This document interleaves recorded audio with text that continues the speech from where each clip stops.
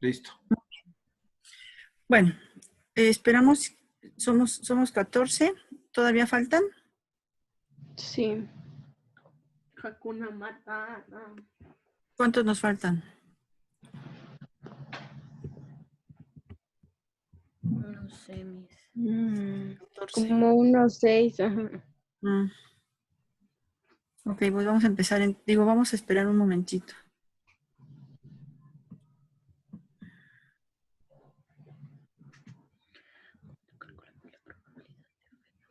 Ahorita yo voy. Está que acá en mis clases.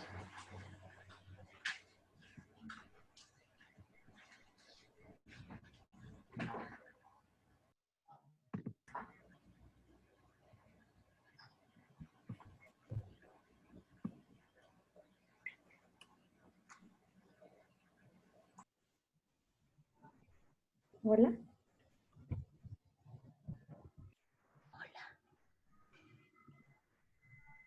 Hola. Ok, hola, buenas tardes. ¿Ya estamos listos? Sí, Ya, profesora, ya se escucha mejor. parece que ¿verdad? sí era la computadora. Sí, yo creo que era probablemente la computadora. No, yo creo que era todo, porque ya apagué todos los dispositivos y estoy cambiando de computadora. Ok, bueno, entonces yo creo que damos inicio.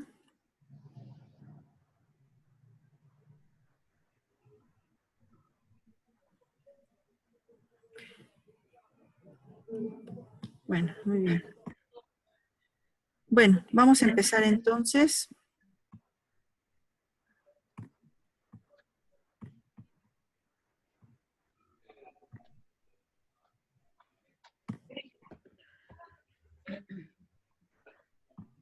¿Sí estoy compartiendo la pantalla o no?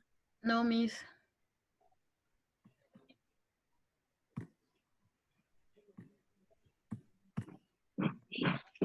Bueno, muy bien. Vamos a referirnos al teorema de Bayes y vamos a recordar que se refiere a la probabilidad condicional, que tiene que ver con la probabilidad de un evento dado que ya ocurrió otro, ¿no? En este caso vamos a ejemplificar la probabilidad de un evento B dado que ocurrió A. Por ejemplo, si deseamos saber la probabilidad de que un estudiante apruebe el examen parcial de estadística, dado que estudió por lo menos 20 horas antes del mismo, pues entonces vamos a ver que aquí ya ocurrió un evento y estamos esperando la probabilidad de que suceda otro evento, pero que está relacionado, ¿no? Que tiene que ver con el anterior. Y la nomenclatura que vamos a utilizar es la siguiente. La probabilidad de A la vamos a identificar como la probabilidad previa, como la probabilidad de un evento que sucedió antes, y la PB con una diagonal A la vamos a identificar como la probabilidad del evento B, dado que ya ocurrió A. Y a eso le vamos a denominar probabilidad condicional. La probabilidad condicional de un evento X, dado que la condición Y se ha verificado o que ha ocurrido, ¿no? Es lo mismo que el evento A y el evento B. Ahora con el evento X o el evento Y, podemos nosotros expresarla en probabilidad condicional. Para ello vamos a utilizar un instrumento esencial, importante, útil, que son los diagramas de árbol. Estos diagramas de árbol son herramientas gráficas que van a tener un punto de origen a partir del cual se abren sus ramas, indicando las diferentes posibilidades. Estas ramas nos van a indicar las posibilidades. Por ejemplo, aquí vamos a tener, podemos utilizar un diagrama de árbol para representar la situación de un 3 factorial, por ejemplo. Entonces vamos a tener 3 variables diferentes en las que podemos obtener 6 eventos distintos, ¿no? Entonces vamos a tener aquí en nuestro árbol las 3 opciones, ¿no? Que sería el 1, la opción 2 y la 3, ¿no? Entonces, de la opción 1 vamos a tener 2 posibilidades. De la opción 2 también vamos a tener otras 2 posibilidades y de la 3 vamos a tener 2 posibilidades, ¿no? De la opción 1, con la probabilidad de esta misma, vamos a tener, digamos, una probabilidad 3. Y asimismo, con cada una de ellas, para ir conformando nuestro árbol, ¿no? Entonces, aquí podemos ver cómo cada una de las posibilidades nos van a dar esa posibilidad de combinaciones. Otro ejemplo puede ser que 3 miembros de una organización se han ofrecido a fungir en forma voluntaria como presidente, tesorero y secretario. Vamos a obtener el número de formas en que los 3 podrían asumir los puestos, ¿no? Y bueno, podría ser precisamente, podríamos utilizar este mismo dando un 3 factorial y aquí vamos a ver cuáles pueden ser las posibilidades en que se podrían combinar o podrían seleccionarse de manera voluntaria, ¿no? Entonces, vamos a ver aquí. Aquí tenemos, ¿no? Por ejemplo, la selección del presidente, la selección del tesorero y la selección del secretario. Entonces vamos a tener para el presidente, vamos a tener la opción A, B y C. Para el tesorero B y C en el caso de A. En el caso de B, A y C. Y en el caso de C, A y B. Y de aquí vamos a tener ya, vamos a poder seleccionar a el secretario, por ejemplo. Entonces, bueno, son ejemplos que de alguna manera ya habíamos estado revisando que tienen que ver con esta probabilidad condicional. Y vamos a recordar precisamente que estamos hablando de variables aleatorias, que significan que estas variables pueden cambiar, pueden tener las mismas posibilidades, pueden tener diversas posibilidades de que sucedan. Y bueno, en este sentido vamos a poder también referirnos a una que ya habíamos revisado también, la probabilidad, por ejemplo, de tener todo el universo, ¿no? Decíamos que la probabilidad del universo lo vamos a considerar como el 100%. Y además, cualquier evento que se defina debe estar contenido en el evento universal. Acuérdense cuando realizábamos nuestro universo, ahí vamos a tener en el universo el 100% de posibilidad de que ocurra, ¿no? O vamos a tener el total de opciones. Ok, ¿qué entendemos por una variable discreta? Acuérdense que diferenciamos entre variable continua y variable discreta. Las variables discretas van a ser aquellas que van a cuantificar la característica de modo tal que el número de posibles resultados se pueda contar. Esto es, la variable discreta toma un número finito o infinito innumerable de posibles valores. Por ejemplo, dentro de las variables discretas teníamos el número de clientes de un banco, el número de hijos de una familia, el número de alumnos de la universidad, el número de personas en la población rural o el número de automóviles, ¿no? Decíamos que era probabilidad discreta y estos ejemplos porque no podemos tener medio hijo, ¿no? O medio alumno o medio auto. Entonces, regularmente estas variables toman números enteros, ¿no? A diferencia de las variables continuas que van a tomar, que pueden tomar números fraccionarios o pueden tomar números también decimales, ¿no? Dentro de estas variables vamos a tener de 2 tipos, las cuantitativas y las cualitativas. Decíamos que dentro de las cuantitativas vamos a poder tener también variables de razón que pueden ser discretas o continuas o de intervalo que pueden ser también discretas o continuas. Las cualitativas pueden ser también discretas, ¿no? Ambas pueden ser discretas y pueden ser ordinales o nominales. Aquí hicimos varios ejemplos, acuérdense, hablábamos de investigaciones cuantitativas, es decir, aquellos fenómenos sociales que podemos nosotros medir, todo lo que sea medible, ¿no? Los que podemos llevar a la cuantificación o queremos cuantificarlos.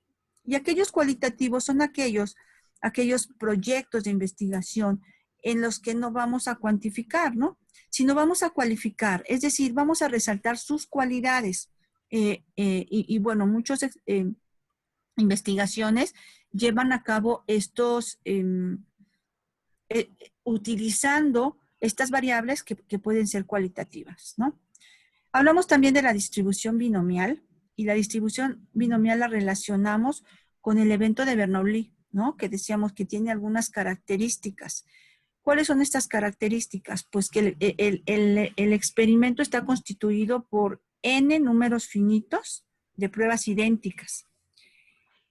Recuerdan que decíamos, por ejemplo, realizamos 3 volados o 5 volados. Entonces son varias pruebas, un número finito de pruebas, pero que son idénticas. Cada prueba tiene exactamente 2 posibles resultados. Recuerden que solamente 2. A uno de ellos le vamos a llamar éxito y al otro le vamos a llamar fracaso. La probabilidad de éxito de cada prueba va a ser constante para todas y lo vamos a denominar con la letra P. Por medio de la distribución binomial tratamos de encontrar un número dado de éxitos en un número igual o mayor de pruebas, ¿no?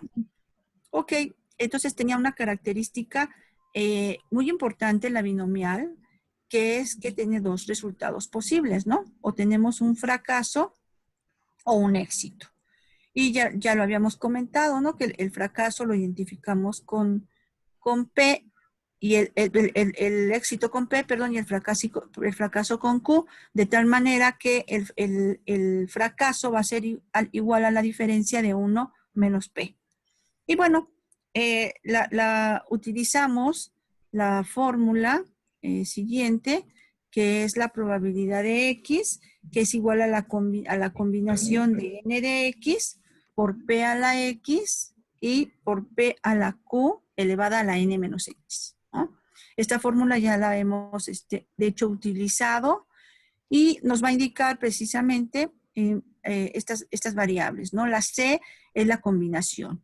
N combinaciones de X. La P, acuérdense que se denominaban los éxitos y la Q los fracasos, es decir, 1 menos P. Teníamos N, la cantidad de eventos que estamos realizando.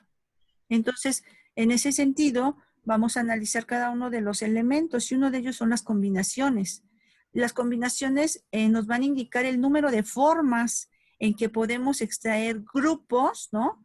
Grupos de K objetos tomados de una colección de N, ¿no?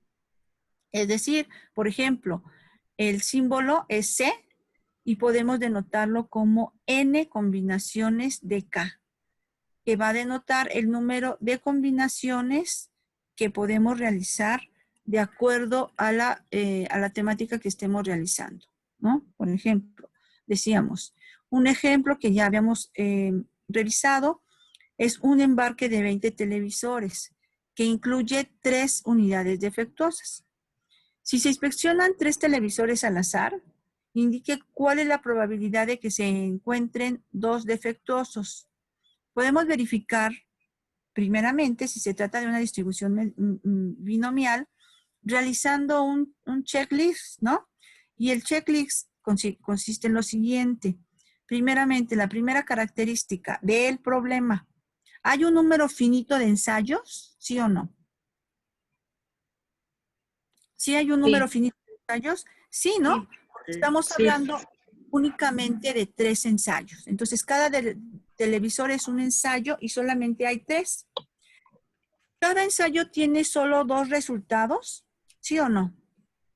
Sí. Sí, que sea defectuoso o que no esté defectuoso. Perfecto, así es. Que sea defectuoso o que no sea defectuoso, ¿no? Y la número 3 es la probabilidad de éxito es constante. Vamos a tener que la probabilidad de éxito es constante, es decir, que esté defectuosa en cada uno de los eventos, claro, ¿no? Entonces, sí cumple con esta también, porque vamos a tener 3 de 20, ¿no? 3 posibilidades de 20 que es nuestro N. Y se desea saber la probabilidad de un cierto número de éxitos. En este caso, deseamos saber la probabilidad de cierto número de éxitos. Sí. También, ¿no? Porque aquí nos están preguntando cuál es la probabilidad de que se encuentren 2 defectuosos, o sea, solamente un número determinado de defectuosos, ¿no? Que en este caso son 2, no más. Ok, una vez que ya hemos confirmado que se trata de una distribución binomial, entonces vamos a empezar a aplicar primeramente las combinaciones, ¿no? Y la combinación, acuérdense que íbamos a retomar nuestra fórmula de n combinaciones de x. En este caso, para efectos de nuestro problema, vamos a tener nuestra n. ¿Cuánto vale nuestra n? Vale los 3 defectuosos, ¿no? ¿Cuánto vale nuestra n? Aquí vamos a tener un embarque de 20 televisores, incluyen 3 unidades defectuosas. Si se inspeccionan 3 televisores, ¿no? Nuestra n entonces van a ser esos 3 televisores. Indique usted cuál es la probabilidad de que se encuentren 2 defectuosos, ¿no? Entonces vamos a tener 3, de 2, ¿no? Ajá. 2 es la X, ¿no? Entonces tenemos n va a ser 3 y la X va a ser 2, efectivamente. De 3 televisores, 2, ¿no? Queremos que 2 sean defectuosos, no más de 2, ¿no? O por lo menos vamos a calcular esa posibilidad.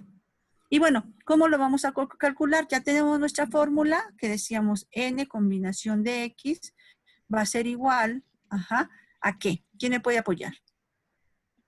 Ya teníamos nuestra fórmula de combinaciones por acá. ¿Se acuerdan? ¿Qué es lo que necesita que le apoyemos? ¿Cómo vamos a calcular nuestras combinaciones? ¿Se acuerdan? La fórmula de la... Primero hay que calcular, según yo,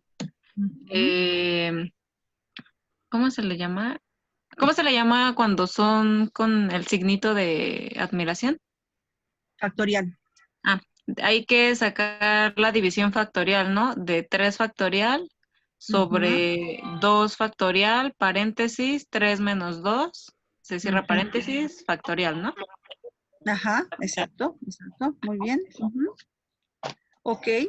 Y eso nos había dado, ¿no? La combinación de 3 de 3 combinación de 2, ¿cuánto nos había dado? Eso ya lo habíamos calculado, ¿se acuerdan? Nos da 3, ¿no?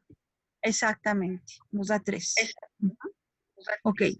Una vez que sacamos nuestra combinación, ¿no? Y ya tenemos 3, ahora vamos a obtener la probabilidad de éxito, ¿no? Entonces, ¿cuál es la probabilidad de éxito?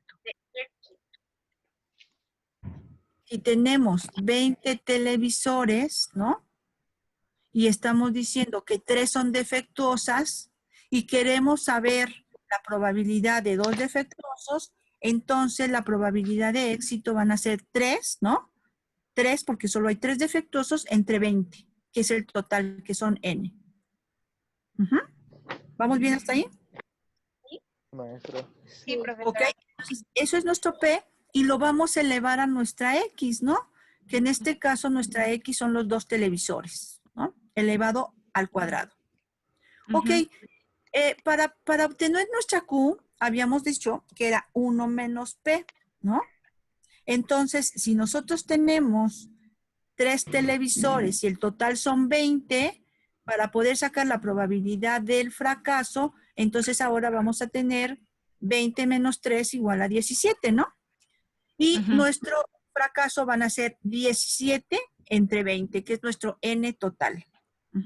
Okay. Entonces, por eso tenemos nuestra Q, que es 17 entre 20, elevado a la n menos x. En este caso, nuestra n, ¿cuánto vale? Vale 3. Exacto. ¿Y nuestra x? 2. 2, muy bien. 3 menos 2, 1. Entonces, por tal razón, elevamos a la 1 nuestra Q. ¿De acuerdo? Si hacemos las operaciones, entonces vamos a tener que 3 entre 20 elevado al cuadrado nos va a dar 0.0225. ¿Ok? Y después vamos a tener 17 entre 20 elevado a la 1, que nos va a dar 0.85.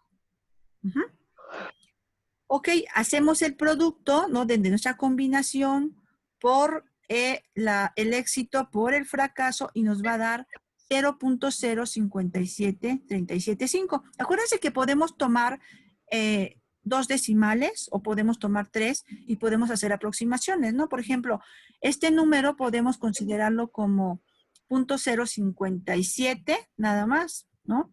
O 0.0573 o 0.0574 porque el 7 sube al inmediato superior, ¿no? O 0.05, 0.06 también, por ejemplo. Muy bien. Las variables continuas van a ser aquellas que pueden tomar cualquier valor numérico dentro de un intervalo previamente especificado. Por ejemplo, decíamos, como variable continua teníamos la variable tiempo en una investigación y podría medirse en intervalo de horas o minutos o segundos, ¿no? Entonces, la variable continua, ya lo habíamos comentado, que la podemos identificar con decimales o fracciones, ¿no? Y bueno, dentro de ellas, un ejemplo de este tipo de distribución continua, que ya habíamos también analizado en la distribución normal, ¿no? Que decíamos, bueno, la distribución normal es como, si la representamos, la podemos representar mediante un diagrama de una campana de Gauss, ¿no? Donde vamos a tener 2 características importantes. ¿Cuáles son? A ver, ¿quién me recuerda? ¿Cuáles son las características más importantes o las 2 características de la distribución normal? Que tiene una ¿qué? Una media. Así es. Una media y una Desviación estándar. distribución estándar, ¿no? Desviación. Una media, perdón, y una desviación estándar, ¿ok? Entonces, esta distribución, vamos a ver si tenemos valores, aquí vean que estoy identificando algunos valores en X y unos valores en Y, si nosotros los representamos, si nosotros los graficamos, nos va a dar una campana de Gauss, ¿no? Y decíamos que estos fenómenos se van a acercar mucho a los que suceden en la sociedad, ¿no? Por ejemplo, podemos representar fenómenos sociales con este tipo de distribución normal. Y decíamos que, por ejemplo, hablábamos de las mayorías, ¿no? Decíamos que lo normal es lo que hacen todos y vean que en este comportamiento los mayores valores se encuentran dentro de nuestro promedio, ¿no? Entonces, una característica es que vamos a tener valores, una serie de valores que se comportan de la misma manera, ¿no? Y unos valores que salen del comportamiento y que van a estar en las colas, ¿no? En la cola izquierda o en la cola derecha y esas van a ser nuestras minorías. Ok, ¿qué es lo importante aquí en esta distribución normal? Es muy importante que nosotros encontremos el área bajo la curva. Es importante calcular el área bajo la curva. Por ejemplo, nuestro fenómeno se va a comportar con el 100% del lado izquierdo al lado derecho. Y esto va a conformar el 100% de mi área. Entonces, la curva normal también decíamos que una característica es que es simétrica. Tiene una media y tenemos los mismos valores en el lado izquierdo que en el lado derecho.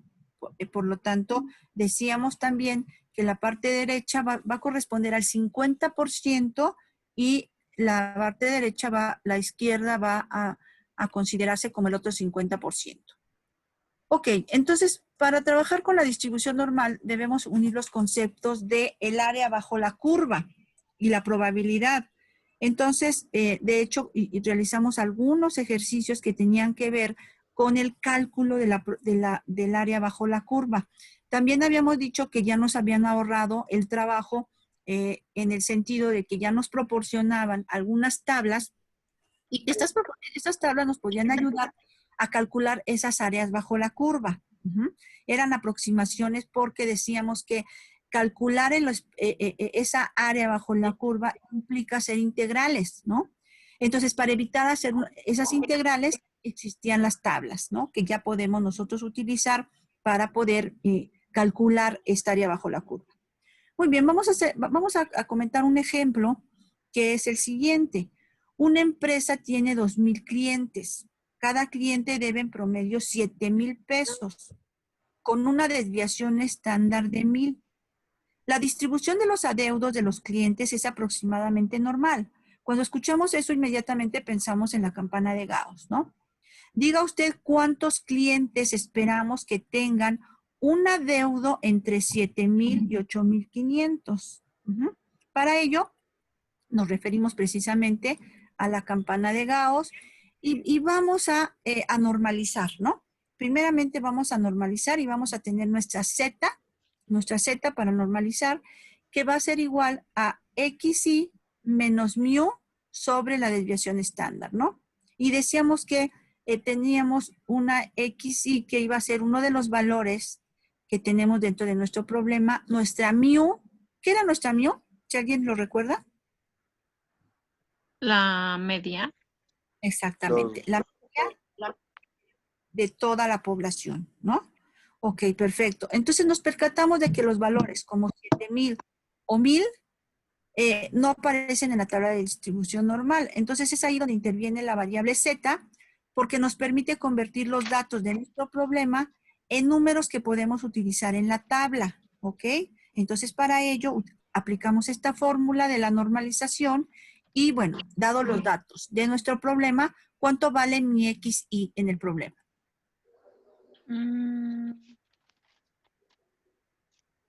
XI. Los 2,000, ¿no? Son los 8,500, ¿no? Sí, sí, claro. Los O sea, 7,000. vale 8,500. XI es 8,500. Y el promedio, la mu, ¿cuánto vale la mu? 7,000. Habría que sumarlos y dividirlos, ¿no? Para sacar la media. No, ya no las están dando. 7,000. Cada Sí. promedio tiene Media. 7,000. 7,000. Entonces ya nos están dando la mu, que es el promedio, ¿no? En este caso son 7,000. Y también nos están dando también la desviación estándar, que la desviación estándar ya la sabemos calcular de todos modos, ¿eh? Porque ya hicimos algunos ejercicios de desviación estándar, pero bueno, aquí ya no las dan, ya no es necesario. ¿Cuánto es la desviación estándar? 1,000. 1,000, exactamente. Entonces, si aplicamos nuestra fórmula, vamos a tener 8,500, que es mi XI, menos 7,000, que es la mu, entre 1,000, que es la desviación estándar. ¿Ok? Y esto nos va a dar, si hacemos las operaciones, nos va a dar un valor de 1,5. ¿Qué hacemos después de tener ese 1,5? Buscar el Buscarlo resultado en las tablas. Ajá. Exactamente, las buscamos en la tabla, ¿no? En la tabla buscamos bajo la curva el 1,5. ¿Y quién me recuerda cómo obtenemos nosotros este valor de 1,5 en las tablas? Como pues solo se tenía que buscar, ¿no? Ajá, Validar. exactamente. ¿Cómo lo buscamos en las tablas? Colocándonos en la posición Z. Ajá. En la parte superior izquierda, de arriba para abajo, va desde 0 hasta 4, creo. 0. y algo, 0,1, 0,2, localizamos 1,5. El resultado que nos dé va a ser en decimales y lo multiplicamos por 100 para sacarlo en porcentaje y ya. Ok. Pero en las tablas, acuérdense, decíamos 1,5. ¿Cómo vamos a utilizar estas tablas para hacer el cálculo del área bajo la curva? En el lado izquierdo, ¿qué buscamos?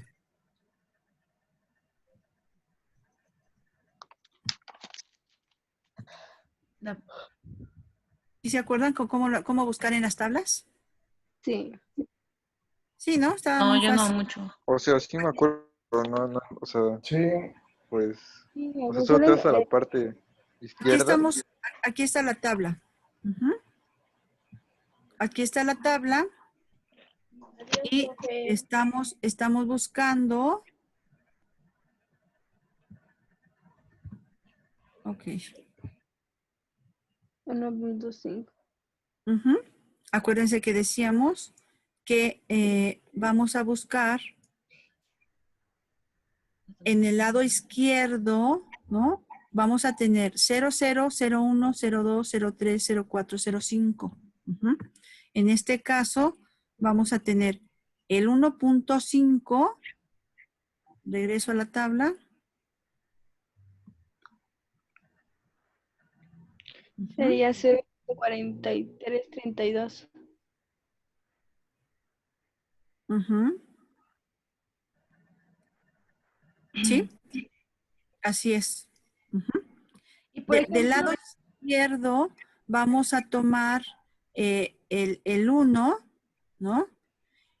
Y del lado derecho vamos a tomar los decimales, ¿no? Si tuviéramos algunos otros decimales, ¿no? Decíamos, por ejemplo, si tuviéramos punto 0, punto 101, por ejemplo. Entonces ponemos punto 1 y después el 0,1 lo tomamos en la parte superior y entonces estaríamos tomando este valor, ¿no? Por ejemplo. o sea que en este ejercicio no me iré a la posición del lado izquierdo que dice 1.5, sino me tendría que ir a la posición 1 más las 5 décimas del lado derecho. No, aquí sí tomarías este 1.5, ¿no? Pero Pero entonces el otro yo ya no entendí. Ajá, Porque aquí sería 1.05. Y Ajá, lo que sería, estamos y buscando es sería 1.5. Ah, ok. Y lo que estamos buscando es 1.5. ¿Ok? Este sería el 1.5. ¿De acuerdo? Ujú. ok, sí. Parece que sí. Sí. Creo que sí. Bueno, muy bien. Entonces, bueno, vamos a tener nuestros valores y eso quiere decir, ¿qué querrá decir este ejemplo? ¿No? Quiere decir que nosotros estamos encontrando, ¿no? Nos vamos a nuestra tabla normal.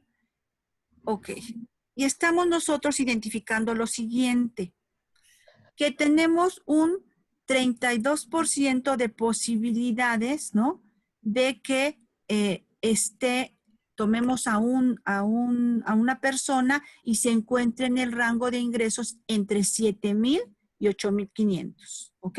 Eso es lo que estamos nosotros diciendo. Y bueno, también podemos nosotros señalar que podemos encontrar también otros valores, como por ejemplo, indicar qué porcentaje o cuál es la probabilidad de que nos encontremos entre 6,500 o 7,000, por ejemplo. Igual hacemos la misma situación en donde vamos a aplicar nuestra fórmula, que sería nuestra XY, que serían 6,500 en este caso, menos 7,000, que es mi media entre la desviación estándar, ¿no? Y esto me va a dar 0.5. Igual, nuevamente busco mis tablas, 0.5, ¿no? Y entonces me encuentro en esta posibilidad. Ujú. ¿De acuerdo? Sí. Ok, Sí. entonces estamos 0.5. Y aquí entonces quiere decir que el 19.15% se van a encontrar en estos rangos de probabilidad. Ujú. Bueno, muy bien. También hicimos otro ejemplo, ¿no? Otro ejemplo de la sequía, ¿se acuerdan?